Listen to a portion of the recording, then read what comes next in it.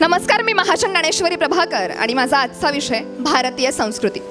मित्रांनो, प्रकृती म्हणजे निसर्ग, विकृती म्हणजे या निसर्गात होणारा विकार आणि या निसर्गात विकार होऊ नये म्हणून त्यावर केले जाणारे संस्कार म्हणजे संस्कृती. आणि हीच माझी भारतीय संस्कृती. माझी भारतीय संस्कृती ही तिच्या इतिहासामुळे, भूगोलामुळे आणि तिथे असलेल्या लोकांमुळे नावारूपाला आली. माझी भारतीय संस्कृती ही वेदांवर आधारित आहे. मग वेद म्हणजे ज्ञान, ज्ञानाच्या अधिष्ठानावर स्थापित आहे माझी संस्कृती. एकूण 4 वेद, ऋग्वेद, सामवेद, यजुर्वेद आणि अथर्ववेद या वेदांच्या एकत्रित ग्रंथाला संहिता असे म्हणतात. माझा भारत हा हिंदू, बौद्ध, शीख आणि जैन या धर्मांचं जन्मस्थान. भारताची परंपरा नेमकी कशी हे एका थोर तत्वज्ञानाने अगदी सोप्या शब्दात सांगितलंय. वे कहते हैं, यदि हम भारतीय परंपरा को देखें और इस परंपरा को लेकर गांव में कैसा जीवन जिया जाता है, यदि यह हम सीख लें तो हमें बहुत कुछ सीखने की ज़रूरत नहीं पड़ेगी. वे कहते हैं, गेहूं की जो बाली उगती है उस बाली का जो नीचे का हिस्सा होता है उसका सर्वप्रथम अधिकार पशुओं का होता है. उसके बाद उस बाली के जो दाने निकलते हैं उन दानों का सर्वप्रथम अधिकार पक्षियों का होता है. उसके बाद उस दाने का जो आटा गूथा जाता है उस गूथे हुए आटे का सर्वप्रथम अधिकार चींटियों का होता है. उसके बाद उस गूथे हुए आटे की जो रोटी बनती है उस रोटी का सर्वप्रथम अधिकार हमारी गोमाता को जाता है और आखिरी रोटी कुत्ते को जाती है. इतकी सुंदर संस्कृती, इतकी सुंदर परंपरा आज माझ्या भारतात असूनही आज मी माझ्या परंपरांचे फक्त पोस्टर लावत फिरते, जागोजागी फक्त अपडेट करत फिरते. बस झालं. असो, काश्मीर ते कन्याकुमारी इथपर्यंत भारत सारखाच आहे. हा प्रांतानुसार फरक पडतो म्हणा, पण मूळ तत्व मात्र एकच. कराग्रे वसते लक्ष्मी, करमुले सरस्वती, करमध्ये तू गोविंदम, प्रभाते कर दर्शनम.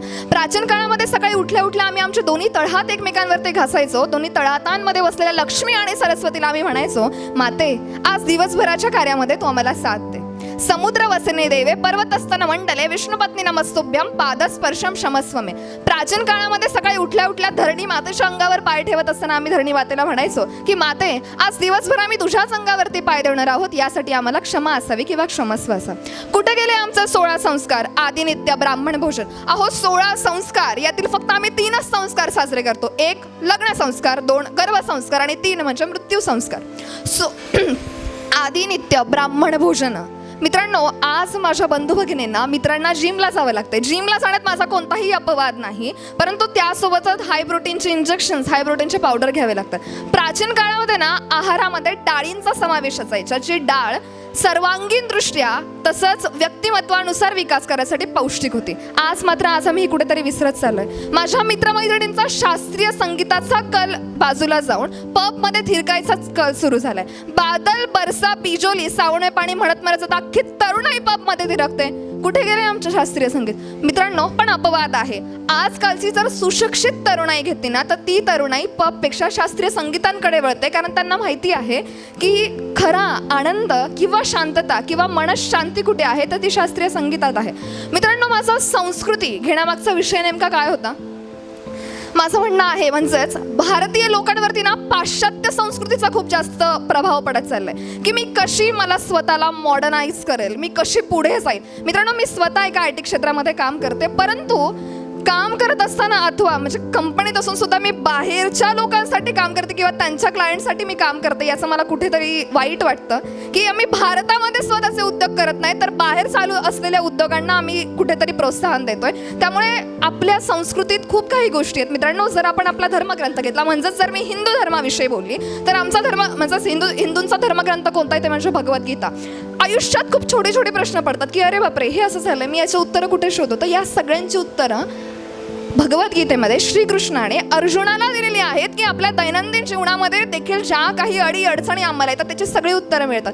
आजकाल माझ्या छोट्यांना, लहानग्यांना आणि मोठ्यांना वाचायला काय आवडतं? कॉमिक्स बघायला काय आवडते? Korean series. मित्रांनो, माझं असं कुठेही म्हणणं नाही की तुम्ही या गोष्टींचा अनुस्वाद घेऊ नका किंवा मजा घेऊ नका, घ्या, परंतु संस्कृतीला जपा. कारण कसं आहे ना, छत्रपती शिवरायांनी जो इतिहास निर्माण केला तो इतिहास आज मला पुस्तकातच वाचावा लागतोय. जेव्हा मी गड किल्ल्यांवरती जाते तेव्हा मला भयंकर प्रेम प्रकरणं दिसत आहेत की त्या प्रेम प्रकरणांमध्ये माझे बंधू भगिनी इतके गाढ झालेत की त्यांची निशाणी मला आज माझ्या गड किल्ल्यांवरती पाहायला मिळते.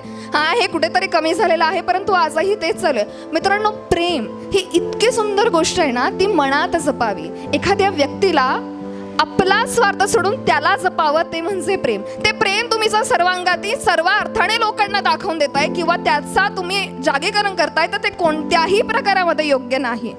मित्रांनो, आपली संस्कृती आपल्याला काय शिकवते की माणसाने माणसाला जपावा, माणुसकी जपावी. आज संस्कृती घेण्यामागचा किंवा संस्कृतीवरती बोलण्याचा एकच हट्टहास की पाश्चात्य संस्कृतीला न अंगीकारता भारतीय संस्कृतीला जपा आणि या सौंदर्य भौगोलिक परिस्थितीचा आनंद घ्या आणि भारताला जपा. धन्यवाद.